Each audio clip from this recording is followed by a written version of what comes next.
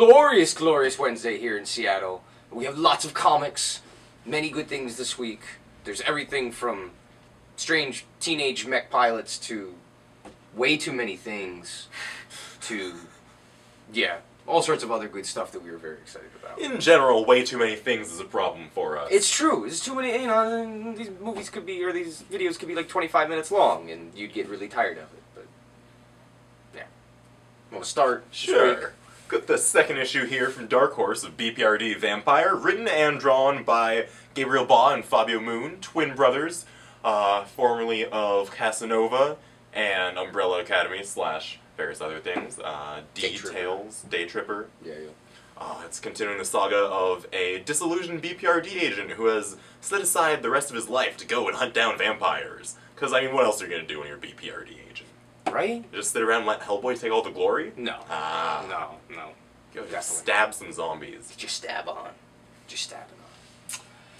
From Dark Horse this week, the next story arc of, or well, continuing the next story arc of Mind Management, which was the fantastic psychic conspiracy thriller book that recently came out in hardcover that we pimped last week, I think, or maybe the week before, 2 weeks ago. But this one is now focusing on a guy named Duncan, who is he sees the future, he knows what you're going to say before he says it, and, you know, you'd think that'd be great, but it gets really boring because people say the same crap over and over and over. And then when you find out that the mind management is, you know, on your tail and trying to find you, and it never goes well.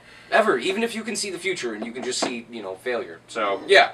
Great stuff from Matt Kint. Really, really fun. And, again, this one smells good. This is a good smelling one. Oh, does it? It does.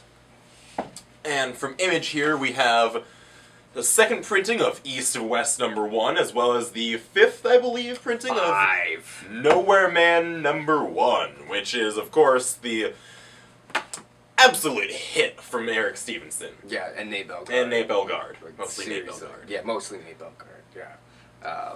And in addition to that reprint of #1, we've also got issue 2 of East of West. It's Nick Dragotta and Jonathan Hickman's future cyberpunk cowboy epic. With the 4 Horsemen of the Apocalypse. Oh yeah. And it looks like one of them is riding a dude as a bike. Oh man, I know. The art in the first issue, Nick Dragotta's usually got like a really classic style. And this is definitely, I don't know if it's the coloring or if it's Hickman or whatever, but it's definitely more, it's more in your face. It's a bit more modern, I guess. Yeah, it is being colored by Frank Martin, who, of course, did that first run of Uncanny X-Force. That's right, that's right. Which was some of the best colored stuff that's being put out from Marvel in a while. Yeah, we sold out of East to West in like a day or two, so we have a ton of #1s, a ton of #2s. Hopefully we'll have them for more than a day. Hopefully you'll be able to read it. Hopefully. From Oni Press, we have the second issue of Helheim, which is Cullen Bunn, who does Sixth Gun, and Joelle Jones, and their kind of gothic horror Viking smash-up. The first issue was very fun, very violent, and it does not look like you're to be let down on here. I mean, you know, Rob Liefeld may put spikes on shoulder pads on guys. These people, they come with their own spikes. Alright? They don't need the shoulder pads. But yeah, this is really, really great. It looks a little bit like kind of Becky Cloonan, the stuff that she did in the Mire and Wolves that we got in recently, mixed with Tradmore from Luther Strode. Very, very energetic and very fun approach to the art. But yeah, it's just fun and dumb and giant Frankenstein Viking monster action. If you enjoy just like people in a fantasy setting beating each other up. Gothic horror section, yeah, very cool. From Marvel over here, issue 5 of Uncanny X-Men, helmed by Brian Bendis, and from this issue for who knows how long, probably like 3 more or something, Fraser Irving is on art chores, doing pencils, inks, and colors, all 3, featuring none other than the Lord of the Dark Dimension, Dormammu! Oh my god. Because Dormammu spread? When you think of people who needed to pop up in the X-Men, I don't think Dormammu ever ran across anybody's radars. No. But now that it's here, it is wonderful. He's one of my favorite villains, ever. Ever. He's got a flaming head, and he lives in, like, the Ditko dimension. And he rules over an army of mindless ones. Yeah, they can do the West Side Story down the street. Better than anyone. Better than anyone, absolutely. Thank you, Warren Ellis. Oldie but Goldie, I have been watching way too much X-Men animated series lately and reading X-Men by Jim Lee. I'm afraid the 90s is threatening to take over my life, but that's okay. But this is Long Shot. This is Art Adams and Nocenti all together, 1 through 6 from 1985. And it doesn't get much cooler than a mullet-headed interdimensional TV reality star? With 3 fingers? With 3 fingers and a luck power, and, you know, it's got Mojo, who's one of the creepiest and nastiest and stinkiest characters ever made. And he's so unsettling that Morgan, he refuses to look at this. He's unsettled. I can't look at pictures of him without hearing his voice from the 90s animated series, which is enough to drive one mad after about 15 minutes. It is, but he's like this weird, you know, cyber-dimensional being that lives off of television ratings. I mean, how awesome is that? And at $20, I mean, you can't go wrong. Look at that mullet. That's a mullet to end all mullets.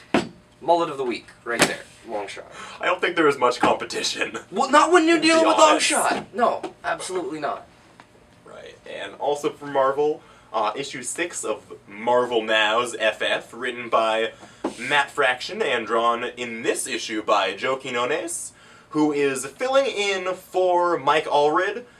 And if you're going to get anyone to fill in for him, this is the right choice. Joe Quinones has not put out too much interior art in recent years that I've seen. Not since, like, the Green Lantern strip in, right? Yeah, in Wednesday like Comics. 4 years ago. But the dude has been putting out some of the most impressive, like, stylish covers I've seen in a long time. And it is so amazing to see him doing interiors, especially on a book that's as much fun as FF. Yeah, and with Laura Allred coloring it, I mean, you almost don't notice. You know, I mean, you almost don't notice. You have to look really close and be like, hey, wait, that's not. When it comes down to it, it fits so well. It does, it's perfect. I know. Kudos to Marvel for finally finding a fill-in artist that doesn't completely take you out of the... And there's also Herbie Doombots. Friggin' Herbie Doombots. Can you believe that? I mean, what more do you need? From Tsutomu Nihei, the second collection, or graphic novel, of Knights of Sidonia, which is... Tsutomu Nihei is the king of cyberpunk nasty grittiness currently right now, at least in my mind. And this is his take kind of on these child pilots who have to pilot these kind of really cool mech, you know, things in space against giant biomechanical creatures of, you know, cyber horror. And it's really awesome. And the first, it's like a really kind of more streamlined style than his stuff normally. He's an architect by trade who started to do comics, and you don't get as much of the world when you're in space. I mean, far less gritty and scratchy than his stuff usually is. Yeah, but it works. It does. It's sort of the same aesthetic that Jonathan Hickman's FF was going for. Totally. Lots of heavy black and white. Very much so. Yeah. But good manga, very, very fun. We don't get a lot of good manga, so always like to show that off. And a big #1 from Image this week. We've got Frank Quitely and Mark Millar's Jupiter's Legacy. #1. This is coming with like 5 covers this week. You got a Quitely cover, you got a Brian Hitch cover, you got a Dave Johnson cover, with women shaking their booties. It's just disco. Yeah, it's just disco cover. Hell yeah, it's the disco cover. And this is well, the newest thing from Millar World. I mean, you're talking about collector's item and whatnot. I mean, this is definitely going to be after it's pretty much predestined to sell out. It's already sold out. It's already out of print. It's already, you know... These things are written in stone. Yeah. And it's essentially just, as far as I can tell, Mark Millar looking at what happens to the children of superheroes. You know, which is different than America's Got Powers, I guess? Yeah, it's going more for the children of superheroes by way of keeping up with the Kardashians, Paris Hilton, and that sort of thing. Because what else would we expect from... I mean, how are you going to make a movie out of this comic, alright, if, you know... Gotta appeal to the masses. Yeah, come on! I mean, seriously, you definitely need to appeal to the masses on that. But it is... gorgeous, gorgeous Frank Quitely artwork. Absolutely Everyone's got the smushy faces that you would expect. Yes, yes. And it's actually like, I don't even know how many pages this is. It looks like 20-something pages, but they're all by him. It's not one of those Quitely comics where you open it up and then like the last 10 pages there's like this uncredited guy who just, you know, had to hack this out from the last week before it was due. No. It's all Frank Quitely for this issue. For the time being. For this issue. And... Young Avengers. Now, I hyped this book a lot when it came out. I'll be the first one to admit. Actually, no, I'll be the first one to call him on it. And I was wrong. Continue doing so. I was wrong, alright? I was a little bit wrong. Now, I'm not usually wrong about comics, so this has been bugging me. You know, I don't mean to sound like a jackass, but I'm not usually wrong. And, you know, it's Gillen, McKevlive, the Young Avengers, the next generation of superheroes. This all sounds good on paper, you know? The formula is definitely there. The formula is there, absolutely. The problem that I had with the first 3 issues, I don't give a crap about Wiccan and Hulkling. I don't. Sorry. If you like them, cool, whatever. They're really boring. There's like, you know, 3 issues of them talking. You had the first issue, which had awesome Novar. And, for all of 3 pages. For all of 3 pages, he shot stuff, whatever. This issue, all Novar. All Kate Bishop. Is really badass. You know? I mean, this is what I want. And it's got... Come with me if you want to be awesome. And then, like, which, of course, transfers into one of the most flawless credits pages that I've seen in ages. Ages. That's what I'm saying. So, this type of thing gives me hope for this book. I'm really hoping that they're just going to put, you know, make it like a Novar Hawkeye book with some Loki, maybe. Or we can just get them to guest star in Hawkeye every month. Exactly, one or the other. But I'm give it a second try, you know, if you weren't down with the first 3 issues. If you think that I led you astray, you know, screw you, whatever. Buy this issue. It looks very cool. Novar. He has interdimensional record storage so that he can take records from his spaceship and play them while he kills people. And after that, we shall close it out with the cover of the week. We have got the variant cover for Wolverine and the X-Men, featuring one of the many armies, or one of the many armies of Iron Man, yes! Of Iron Man. Hey, you can leave an army in this outfit. That's what I'm saying. Look at this axe. This is Alex McKevlive turning in some of the best art that I've seen from him in a little while. He's using War Machine as a helmet, which is really awesome, and he looks kind of like the guy from Wizards. And his axe is also bigger than his horse. Yeah, which is because, I mean, that's the important part. It fits nicely in the moon, you know, it covers the X-Men part.